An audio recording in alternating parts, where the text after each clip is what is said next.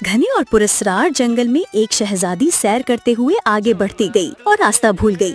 सूरज ढलने लगा, दरख्तों के साए लंबे होने लगे और ठंडी हवाएं सुनसान जंगल को मजीद डरावने बना रही थीं। शहजादी के दिल की धड़कन तेज हो गई, आंखों में आंसू आ गए। इतने में झाड़ियों में हल्की सी खड़खड़ाहट हुई। सामने एक नेक दिल बुढ़िया आई, चेहरे पे मुस्कुराहट और हाथ में पानी का कटोरा। उसने नरमी से कहा, बेटी डरो मत, तुम अकेली नहीं हो। बुढ़िया ने जंगल के परिंदों को आवाज दी। परिंदे उड़कर आसमान में दायरे बनाने लगे और महल का रास्ता दिखाने लगे। शाम तक सिपाही तलाश करते हुए वहां पहुंचे।